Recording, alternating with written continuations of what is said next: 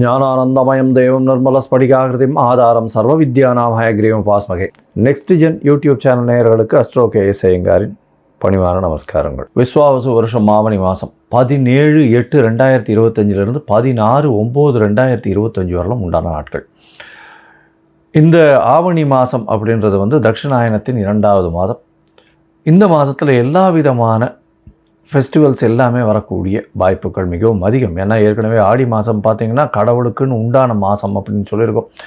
இந்த மாதத்தில் திருமணங்கள் கைகூடக்கூடியது, திருமணங்கள் எல்லாமே நடக்கக்கூடியது, எல்லா விதமான வீட்டு சுபகாரியங்கள்லாம் நடக்கக்கூடிய மாதம். சரி, இந்த மாதத்தினுடைய கிரக சாரங்கள் என்ன அப்படின்றத பார்ப்போம். இந்த மாதம் ஆவணி மாதம் அப்படின்றதுனால சூரியன் சிம்மத்தில் இருப்பார். அதனால் சூரியன் சிம்மத்திற்கு போகிறது தான் ஆவணி மாதத்தின் ஆரம்பம். ஏன்னா நம்ம சூரியன் ஒரு ராசியிலிருந்து அடுத்த ராசியை போகிறத நம்ம அதாவது சூரியமான மாதங்கள்ன்றத மாதிரி நம்ம பார்க்குறோம். அதனால் சூரியனை சார்ந்து இருக்கக்கூடிய மாதங்கள் அப்படின்றதுனால ஆவணி மாதம் நம்மளுக்கு 17/8 அன்றைக்கி ஆரம்பிக்கிறது. சரி, இந்த மாதத்தில் வரக்கூடிய மாற்றங்கள், அதாவது மாத கிரகங்கள்னு சொல்லக்கூடிய சூரியன், செவ்வாய், புதன் மற்றும் சுக்கிரன் என்னென்ன மாற்றங்கள் ஏற்படுத்துறது அப்படின்னு பார்த்தாலேனா, இந்த மாதத்தில் சூரியன் ஆவணி அப்படின்றதுனால சிம்மத்திலையும், இந்த மாதத்தில் காலபுருஷ தத்துவத்தின் முதல் ராசியான மேஷ ராசியிலிருந்து 3வது இடம்னு சொல்லக்கூடிய மிதுனத்தில் சுக்கிரனும் குருவும் இருக்கா. 4வது இடம்னு சொல்லக்கூடிய கடகத்தில் புதன், 5வது இடத்துல கேதுவோடு சேர்ந்த சூரியன். இந்த மாதம் 6வது இடத்துல செவ்வாய் இருக்கார். 11ஆம் இடத்துல வக்கர சனி மற்றும் ராகு கும்பத்தில் இருக்கார். சரி, இந்த மாதத்தில் மாறக்கூடிய கிரகங்கள் அப்படின்னு பார்த்தோம்னா, இந்த மாதம் பிறந்து ஒரே வாரத்துக்குள்ளே, அதாவது புதனும் சுக்கிரனும் மாறுறார். முதல்ல சுக்கிரன் மாறுறார். அதாவது 21/8/2025 அன்றைக்கி சுக்கிரன் கடகத்துக்கு போகிறார். அதற்கு பிறகு 25ஆம் தேதி பார்த்தேடையானால் 25/8/2025 அன்றைக்கி புதன் கடகத்திலிருந்து அதாவது சிம்மத்துக்கு போகிறார்.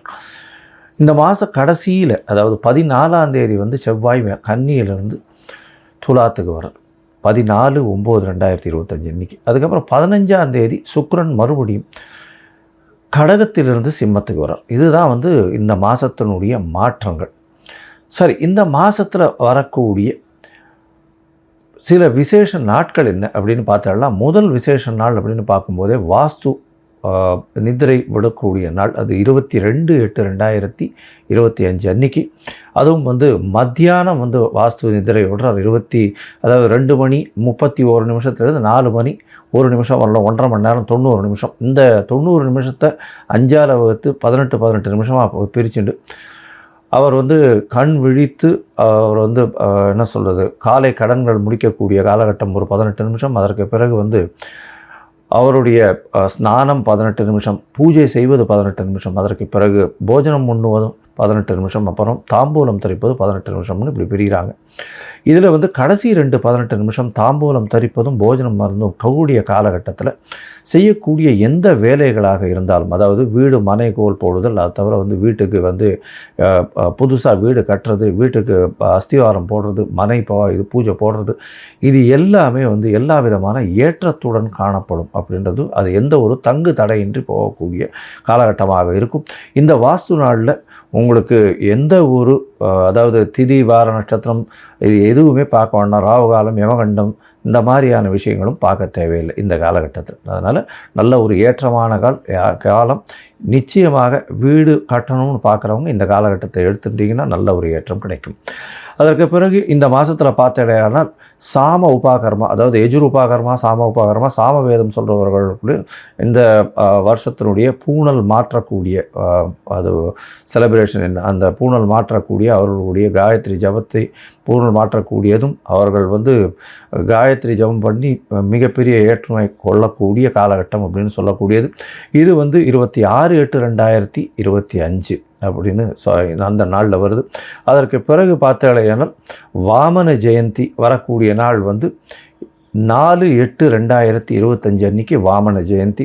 அதற்கு பிறகு 5ஆம் தேதி அன்றைக்கி ஸ்ரவண நட்சத்திரம், ஸ்ரவண விரதம் சொல்லக்கூடியது. அதற்கு பிறகு 7/9 அன்றைக்கி பௌர்ணமி. இந்த வாட்டி பௌர்ணமி பார்த்தாலேயானால் கிரகணம் வரும். ஏன்னா கேதுவோடு சேர்ந்த சூரியனும் ராகுவோடு சேர்ந்த சந்திரனும் வருது. இந்த வாட்டி உண்டான கிரகணம் டைமிங் அதெல்லாம் வந்து அப்புறமா போடுறேன், அது வந்து ஃபாலோ பண்ணுங்க.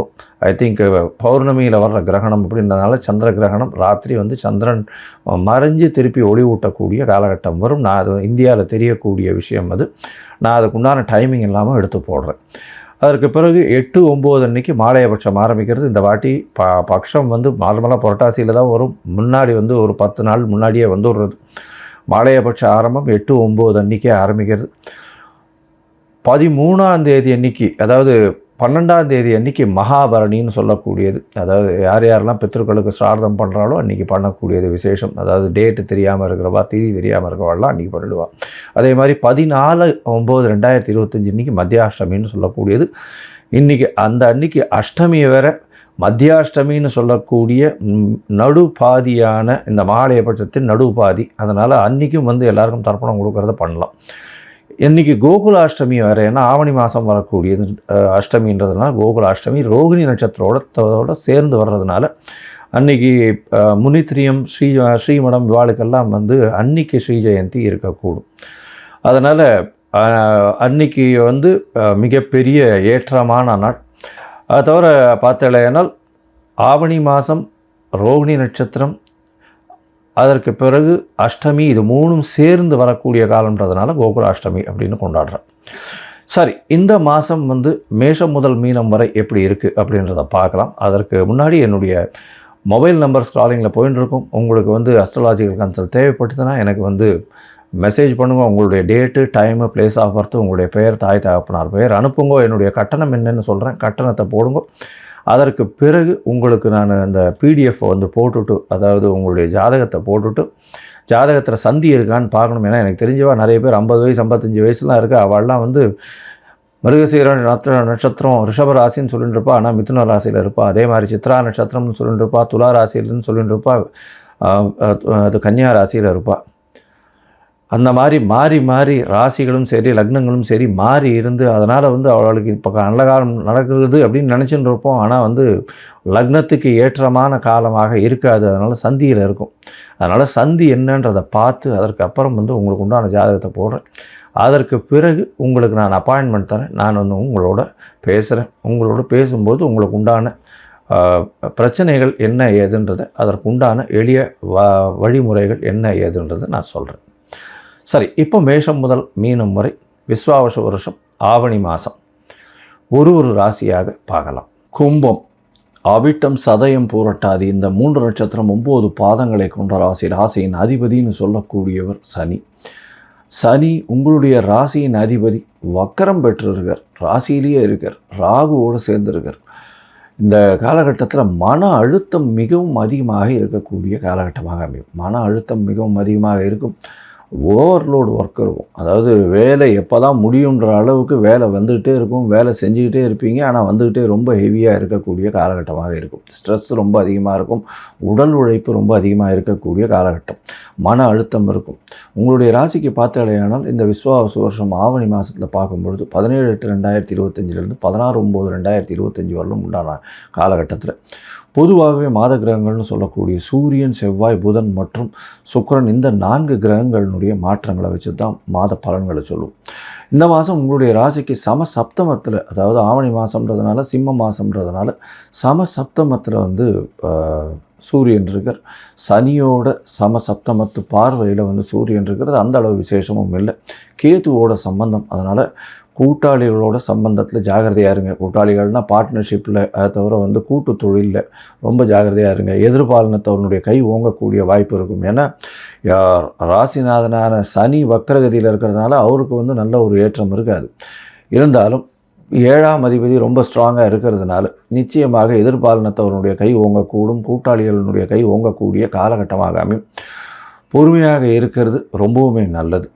உடல் நலத்தில் சற்று கவனமாக இருக்கிறது ரொம்பவுமே நல்லது. இந்த காலகட்டத்தில் பார்த்தலையானால் உங்களுக்கு குழந்தை பிராப்தி ஏற்படக்கூடிய பாக்கியம் உண்டு. ஏன்னா 5ஆம் இடத்துல புத்திர காரகன் இருக்கிறது மிகவும் ஏற்றம். அத்தோடு சேர்ந்து உங்களுடைய மிகப்பெரிய யோகர்னு சொல்லக்கூடிய 4, 9 அதிபதியான சுக்கிரனும் சேர்ந்திருக்கார் இந்த மாதம். அது வந்து ஒரு பெரிய விசேஷம். சுக்கிரன் ஒரே ஒரு வாரத்தில் வந்து அவர் வந்து 6ஆம் இடத்துக்கு போயிடுறார். 4ஆம் அதிபதி 6ஆம் இடத்துக்கு போகிறதுனால புதிய வீடு இடம் வாங்கிறதுக்கு வாய்ப்புகள் நிச்சயமாக இருக்கும். புதிய கடன் அமையக்கூடிய வாய்ப்புகள் நிச்சயமாக இருக்கும். ஏன்னா இந்த மாதம் பார்த்தீங்கன்னா உங்களுடைய ராசிக்கு 5ஆம் அதிபதியும் 6ஆம் இடத்துலேருந்து 7ஆம் இடம் போகிறார். சப்தமத்தில் போய் இருக்கக்கூடிய காலகட்டம். 7ஆம் இடத்துல போய் இருந்து சூரியன், புதன் மற்றும் கேதுவோட சம்பந்தத்தில் இருக்கக்கூடிய காலகட்டமாக இருக்குது. இந்த காலகட்டத்தில் பார்த்தோம்னா எதிர்பாலினத்தவர்களுடைய கை ஓங்கக்கூடிய வாய்ப்பு, கூட்டுத் தொழிலில் வந்து கூட்டாளிகளினுடைய கை ஓங்கக்கூடிய வாய்ப்புகள் மிகவும் அதிகம். மொத்தத்தில் பார்க்கும்பொழுது பார்த்தலையானால் இந்த மாதத்தில் உடல் நலத்தில் கொஞ்சம் ஜாகிரதையாக இருக்கிறது நல்லது. மன அழுத்தம் கொஞ்சம் அதிகமாக இருக்கும். செலவுகள் அதிகமாக இருக்கக்கூடிய காலகட்டம். ஏன்னா 7 சனி வேறு நடக்கிறது, ஜென்ம சனி வேறு நடக்கிறது, ராகுவோடு சேர்ந்து இருக்குது. அபரிமிதமான எண்ணெய் அலைகள் வரும். அதனால் கொஞ்சம் பொறுமையை கேட்குறது ரொம்பவும் நல்லது. உடல் உழைப்பு அதிகமாக இருக்கக்கூடிய காலகட்டம். படிக்கக்கூடிய மாணவர்களுக்கு நல்ல ஒரு ஏற்றம் இருக்கக்கூடிய காலகட்டம். புதிய வேலை கிடைக்கக்கூடிய வாய்ப்பு, வேலையில் மாற்றங்கள் வரக்கூடிய வாய்ப்புகள் நிச்சயமாக இருக்கும். உங்களுடைய ராசிக்கு பார்த்தோன்னா வெளிநாடு போகணுன்னு பார்த்துட்டு இருக்கவங்களுக்கு ஷார்ட் ட்ரிப் போயிட்டு வரக்கூடிய பாக்கியம் நிச்சயமாக உண்டு. ஏன்னா 3ஆம் அதிபதி 8ஆம் இடத்துல இருக்கிறது ரொம்பவுமே விசேஷம். இந்த காலகட்டத்தில் வந்து சப்தமத்தில் வந்து கேது, சூரியன் மற்றும் புதன் 3 கிரகங்கள் இருக்கிறது அந்த அளவு ஏற்றத்தை கொடுக்காது. கூட்டுத் தொழிலில் ரொம்ப ஜாகிரதையாக இருக்கும். சொந்த தொழிலையும் வந்து ரொம்ப ஜாகிரதையாக இருக்கிறது மிகவுமே நல்லது. ஏன்னா சொந்த தொழிலில் வந்து 10ஆம் அதிபதி 10க்கு 11ஆம் இடத்துல இருந்தாலும் 8ஆம் இடத்துல போய் இருக்கிறது அந்த அளவு விசேஷம் இல்லை. இதன் மூலியமாக சிறு சிறு நஷ்டங்கள் வரக்கூடிய வாய்ப்புகள் நிச்சயமாக இருக்கும். பூமி சம்பந்தப்பட்ட தொழில் செய்கிறவங்களுக்கு நஷ்டங்கள் வரக்கூடிய வாய்ப்புகள் இருக்கும். இந்த கிராவல், கிரானைட்டு, மைனிங்கு, அதை தவிர வந்து இந்த ஆயில், அதை தவிர எள்ளு சம்பந்தமான தானியங்கள் சம்பந்தமான விஷயங்கள், கருப்பு துணி, அதை தவிர இந்த என்ஜினியரிங்கு, நெருப்பு சம்பந்தமான தொழில், இந்த மாதிரியான விஷயங்கள் பண்ணுறவங்க, தூய்மை பணியாளர்கள் இது பண்ணுறவங்க, ஹெச்ஆரில் இருக்கிறவங்க, இவங்கெல்லாம் கொஞ்சம் ஜாகிரதையாக இருக்கிறது நல்லது.